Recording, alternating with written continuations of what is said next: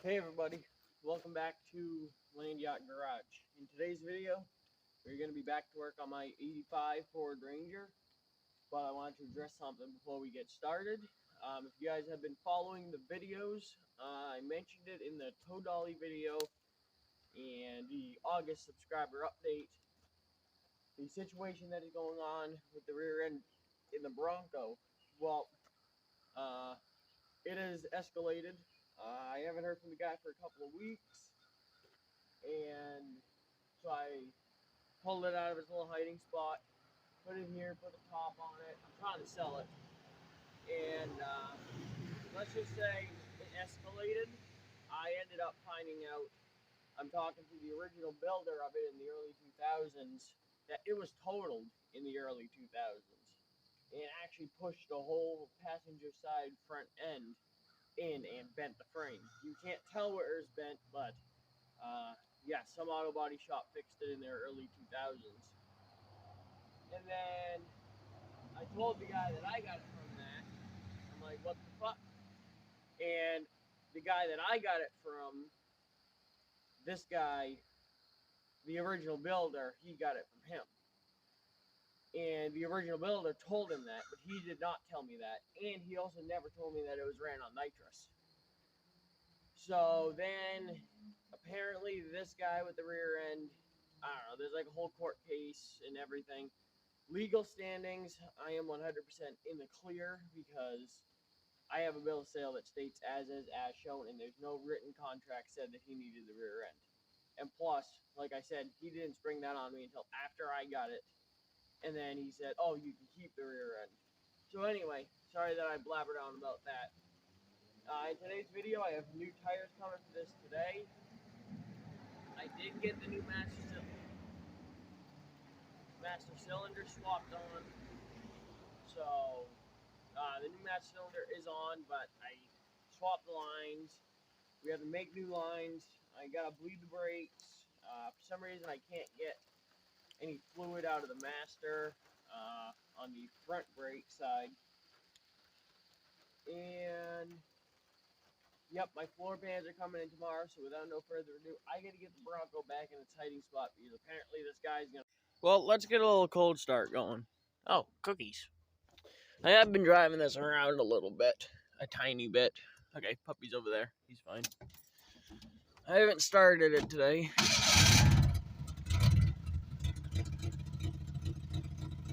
It's kind of running like crap a little bit, which is to be expected. It's running on God knows how old of fuel. So I've just been trying to run it out. I gotta go get a fucking fuel filter before I run it too much longer, because right now I'm running no fuel filter, which is bad. First order of business, just because I'm gonna jack it up, put it on jack stands, pull all the wheels off of it, because one, I'm putting new tires on later today, and two, I know I'm gonna have to bleed brakes and do the front to back brake line. So let me go ahead and get a time lapse set up and get this thing on jack stands.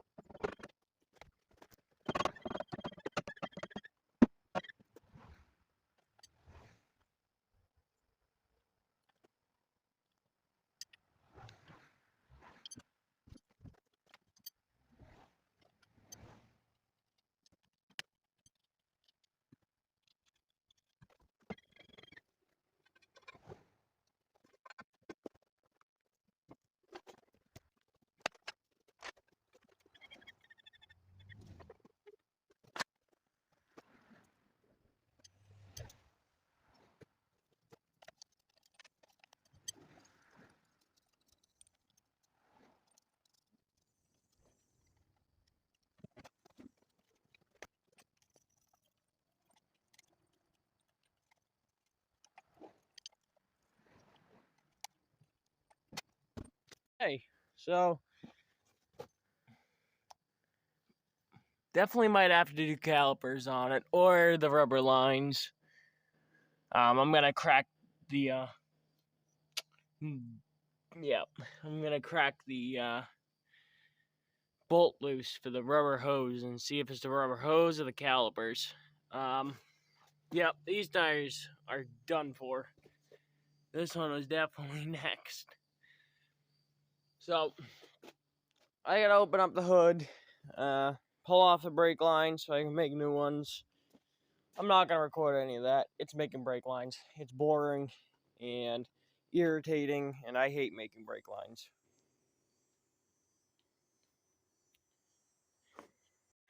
Well, got these two lines made. For some reason, I'm not getting enough fluid out.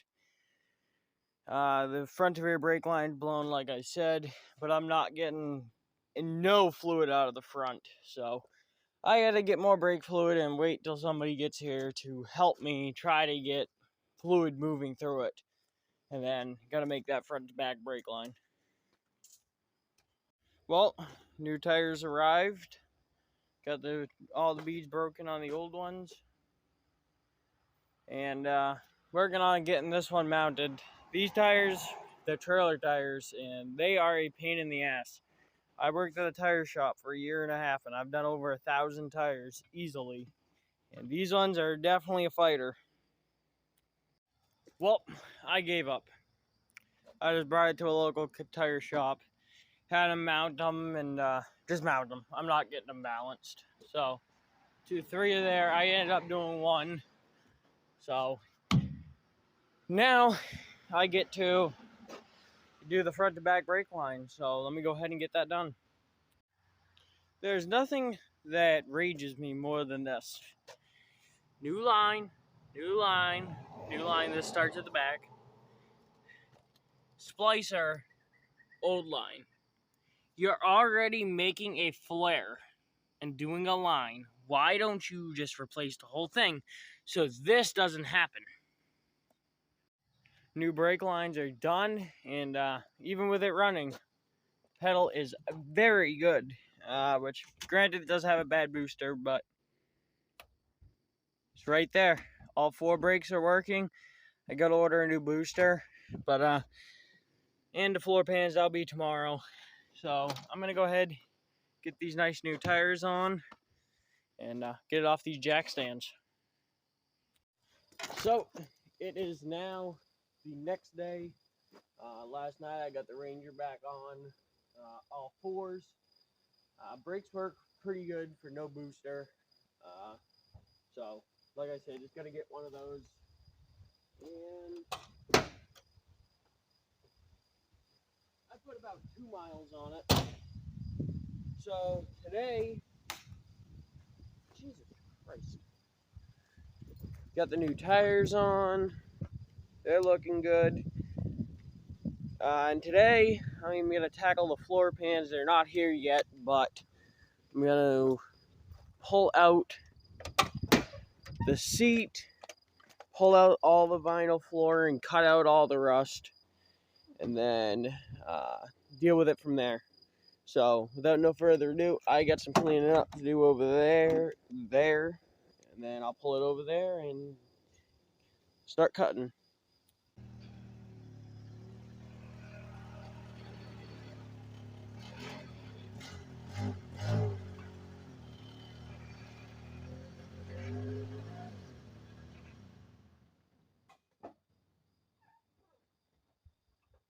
Here's that there's just 13 or 14 millimeter bolts holding it in. So let's get this seat out. Well, the seat's ready to come out. I did actually find a new serpentine belt under there, which this thing desperately needs.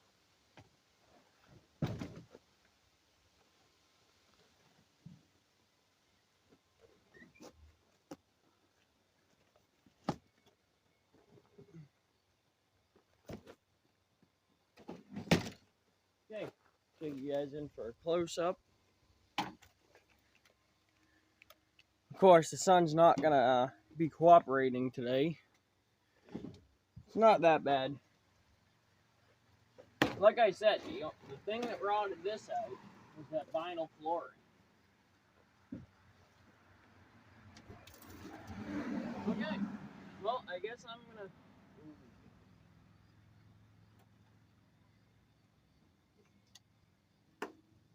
that is kind of worrying. This is probably the worst part of it. It went back into the seat bolt. The whole rest of the floor is mint. Probably gotta do new sound dampening. The other side's good, just this. And I'm not even sure how big the floor pans are, but what I do know is the rust has to go anyway. So if I put the new floor pan in, and I have to scavenge a couple other pieces from an old door or something, I'm going to do that because obviously I want to stop the rust. So, looks like there was another bolt hole there. Anyway, I guess I'm going to get this kick panel off and then get up this insulation because I got to break that seam. So, I'm going to go ahead and start. Well, the air hammer with the chisel bit is making very quick work of all the spot welds. I'm going to cut all the way around, but just around this seat bolt. I'm pretty sure it comes with the seat bolt hole, and it goes like up, the floor pan goes to here, but I'm not 100% sure. Rust went up there further than I expected. I'm not really sure how I'm going to cut that out. Did a little cut here. I got to do a cut up there. Working on the spot welds over here, and I was actually looking at it. This corner of the cab's actually down a little bit because, well, but that ain't no big deal. I'll just jack up this corner, put the floor pan in, screw it in, and it should be fine. But this corner of the cab's definitely down about a ½ an inch, but that's no big deal. Yeah. So I'm just going to continue cutting here and recharge my air tank and finish up this side. Well, about 97% of the rust is cut out. Unfortunately, I can't get up there because my grinder can't make it up there, and that's the only thing I have to cut it, so that is going to have to be like that. But one thing that I've noticed that is kind of alarming is this is the kick down. Not connected. I cannot see anywhere where it would connect. So the transmission has been acting funny, and that would definitely make it act funny. So I'm not sure what's going on there, but that's about all I can do on this side, so I gotta get to cutting on this side. Well, it kind of escalated. Got all the rust cut out on this side. That's just a heat shield. And I went to pull up on the cab mount, and it was completely loose. Well, that hole is a lot bigger than it should be. So, I was like, okay, I'll take it off, get a bigger washer, and be done with it. Well, I went to take the nut off, snapped it off. Which somebody's been here before, because that is a lug nut. So, I'm like, okay, I just did new cab bolts and bushings on my truck, so I have an extra cab bolt, and now I have no idea where the hell it went. I just had it in my hand. Here's the bottom bushing, so I think if I just get a washer or something, that would be fine, because I don't really care that much. Yeah, I don't know where the bolt went, but I have another bolt. Apparently, that's the same thread as a lug nut, so I'm going to put a lug nut on it. So, yeah, whatever. And I got to wait until my floor pans come in anyway. I did the ECM and stuff, so, yep, working on this cab bolt now. Well, I'm going to go ahead and tackle a serpentine belt, which, unfortunately, this is early serpentine belt, and it's actually tensions off the alternator like an old V-belt style, because this was, 85 was, I think, the first year of serpentine belt. So I got to loosen this bolt, loosen that one, adjust the alternator, pull the belt off, put it back on, done. Well, new floor pans are set in there. I got to definitely make a patch, but no big deal. I'll just cut up an old door or something and self-tapper it in there, seam seal it, and it will be good for another 50 years. Well, it is the next day, and I am fairly irritated. Some of it's my fault. So last night, I finished self-tappering the floors in. I still gotta make the patches up. Threw the seat in it. I drove it around for a little while. Had to go down to my neighbor's house and pick up a boat motor. And then we all got in it and was gonna take it down and get dinner. Well, pick up food. It's like a mile away. And this relay that I've been jumping, well, I haven't been jumping this one. I should have put the cover back on. Grounded out on the floor. And motor died. Now it has no spark. So I am just, which I'm pretty sure this could be my fuel fucking problem too. I'm just gonna cut every fusible link out. I don't care. You're not supposed to do that. But I'm gonna eliminate every fusible link because there's really no way of testing them. Well, you can test them, but it's just a pain in the ass. So I'm just gonna cut out every fusible link. And then this morning, and these tires have been on it for 2-3 days now, and they've all been fine. I come out this morning, my fucking tire's flat.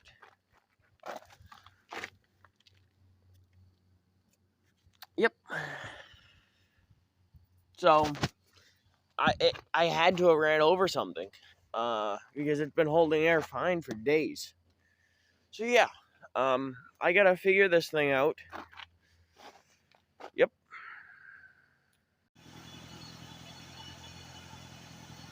Got it fixed. I bypassed. Obviously, I'm not gonna leave it like that, but I cut out this fusible link, and it starts and runs now. So I'm gonna go ahead and cut out that one, and maybe that will solve my fuel pump issue. I hope.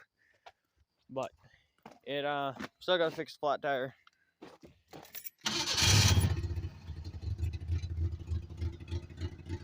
It runs now.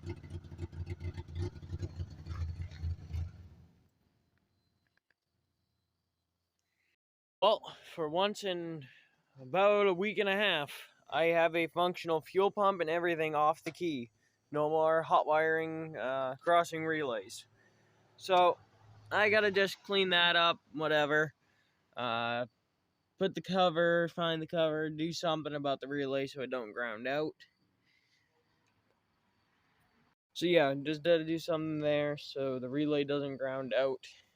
And then gotta do that tire and finish up the floor pans. So without no further ado, I gotta pull the seat back out of it.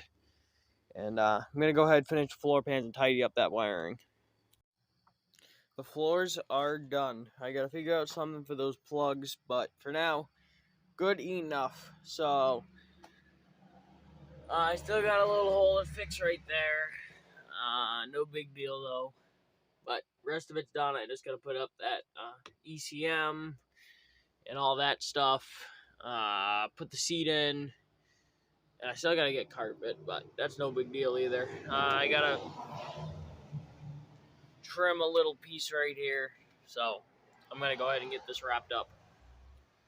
Well, it is the next day. The Ranger is moved.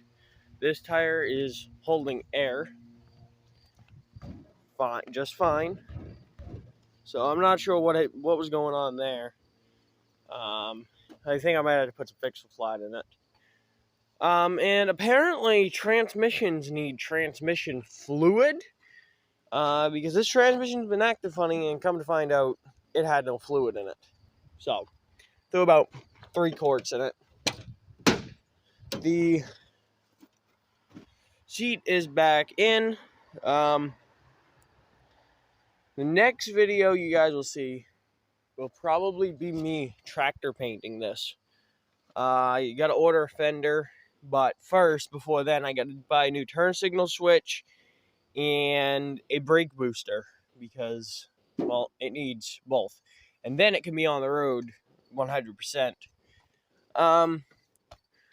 I gotta fix that hole still and stuff, but I'm gonna finish up all that when I go to do the carpet, because I probably got some rust to deal with back there, and I got a panel dye, all of this stuff, all the red that's painted to pink, and all this is getting panel dyed and everything. So yeah, it turned out pretty good. I got the all the ignition issues fixed, so that is great.